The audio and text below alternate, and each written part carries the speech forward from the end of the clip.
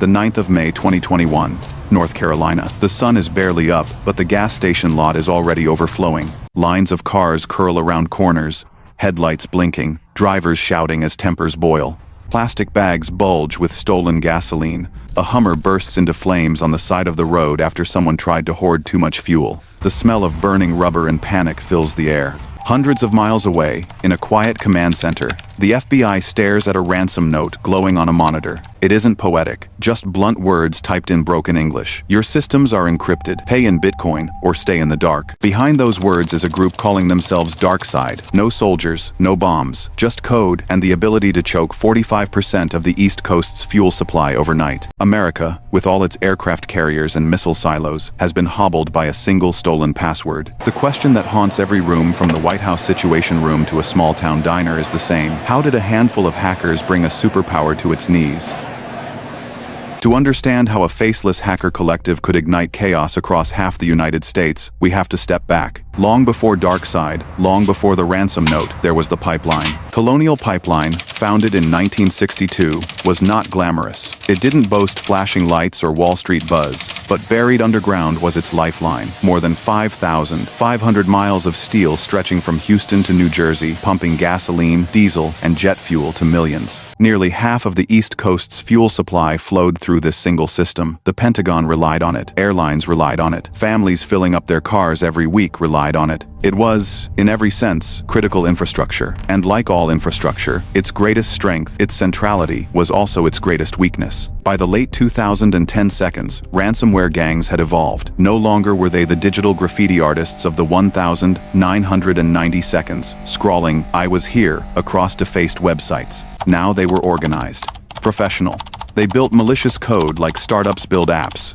They offered ransomware as a service, where affiliates could rent their tools, target victims, and share profits. DarkSide was one of these groups. Emerging from Eastern Europe, they cultivated an image almost disturbingly corporate. They had branding, slick portals, customer service. They claimed to have rules. No hospitals, no charities, no small businesses.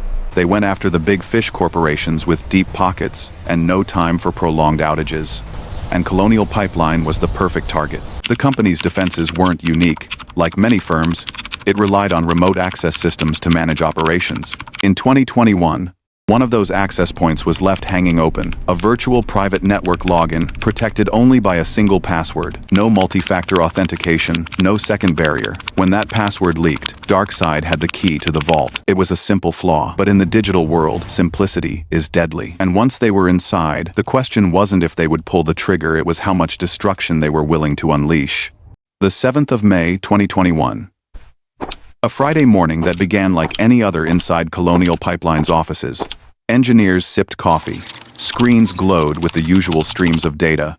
But then, something strange appeared. Error messages, systems stalling, files unreadable. And then the note. It wasn't cinematic, no flashing skulls, no dramatic music, just a plain message: your files are encrypted, pay us in Bitcoin, or they're gone forever. Executives huddled, panic rising in their voices. Ransomware wasn't new, but this was different. The attackers hadn't hit some corner of the business. They had struck at its core: billing systems, operations, the lifeblood of the company. Without them, Colonial couldn't safely track the flow of fuel. By mid-morning, a decision had to be made, and it was unprecedented. They shut the pipeline down, not a slowdown, not a reroute, a full stop. For the first time in history, the artery carrying 45% of the East Coast's fuel was turned off. At first, the public didn't notice. Fuel already in the pipes continued moving, but word travels fast. By the weekend, news outlets were reporting the breach. The words Colonial Pipeline and DarkSide flashed across every headline. By Sunday, the panic had begun. In Atlanta,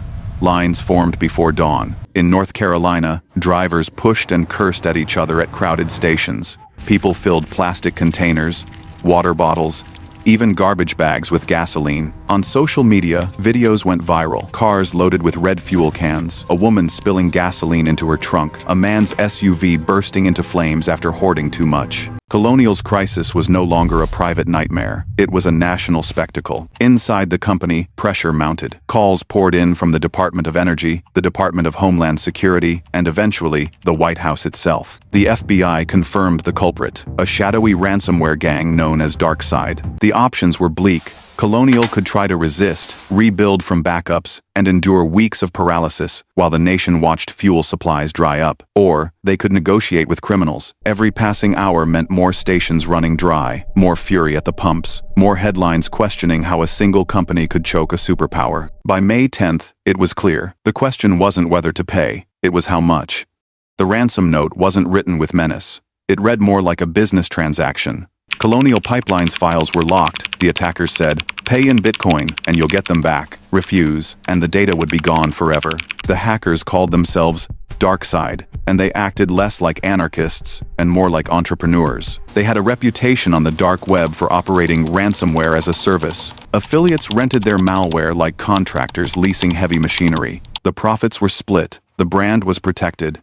It was cybercrime franchised, packaged, professional. Inside Colonial, executives faced an impossible choice. FBI agents advised against paying. It only encourages them, one official warned. But the company's leaders were staring down a crisis that grew worse by the hour. Each day of shutdown meant more fuel shortages, more chaos, more anger. Airlines warned of looming jet fuel rationing. Trucking companies begged for relief. Hospitals asked how long their generators could last. Colonial hired professional negotiators, specialists, who spent their careers bargaining with faceless criminals behind glowing screens. The conversations were terse, calculated, almost cold. Each side knew the stakes. DarkSide insisted they weren't political. They claimed they didn't mean to cause national panic. They just wanted money. But the irony was cruel. In their pursuit of profit, they had triggered one of the most disruptive cyber events in American history. On May 12th, Colonial made the decision. They authorized a payment of 75 Bitcoin, worth about $4.4 million. The funds vanished into a digital wallet, bouncing through blockchain transactions like water slipping through a sieve.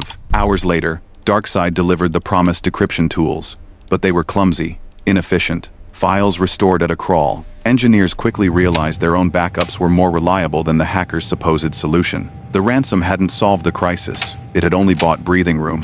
Still, the pipeline restarted, slowly at first, then steadily. By May 13th, gas began flowing again. The panic at stations didn't vanish overnight, but the lines shortened, the frenzy eased. Meanwhile, the FBI and Department of Justice were already tracing the Bitcoin trail. Against the odds, they managed to claw back part of the ransom, seizing roughly half from a DarkSide-controlled wallet. It was a symbolic victory, a message that even in the wild frontiers of cryptocurrency, the US government had reach. But DarkSide itself? Within weeks, their servers went dark, their websites shuttered. Whispers on cybercrime forums suggested pressure from Russian authorities, or perhaps just a rebrand under a new name. In the digital underground, nothing truly disappears. For Colonial, the nightmare had ended. For America, the reckoning was only beginning.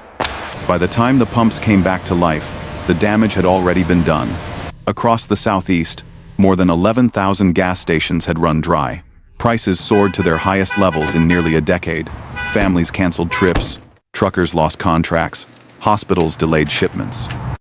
For a week, one stolen password had reshaped American life. Economists would later calculate billions in ripple effects, but the most enduring cost wasn't financial, it was psychological. Americans had seen just how fragile their modern comforts were.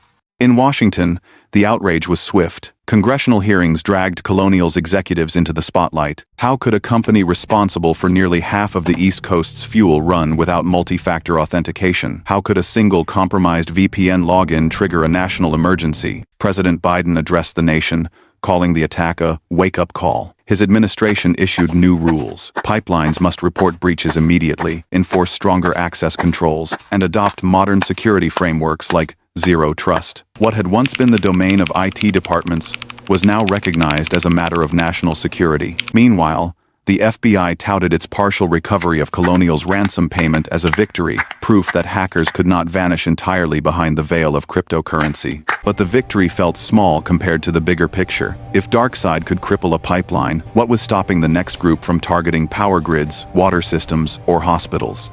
Insurance companies scrambled. Ransomware coverage became prohibitively expensive, if it was offered at all. Businesses raced to buy intrusion detection systems and cyber insurance policies. Venture capital poured billions into cybersecurity startups. Boardrooms began asking the same uncomfortable question: are we prepared to survive an attack like Colonial? And yet, for the victims, preparation came too late. In rural towns, residents rationed fuel. Small businesses shut their doors temporarily. Airports juggled limited supplies of jet fuel.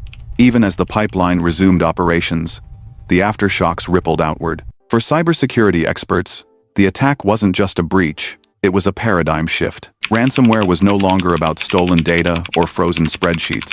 It was about critical infrastructure, the systems that keep modern life running, and Colonial proved just how quickly those systems could collapse. Behind the scenes, one truth haunted investigators. DarkSide hadn't even touched the operational pipeline controls. They had hit Colonial's business systems, billing and scheduling.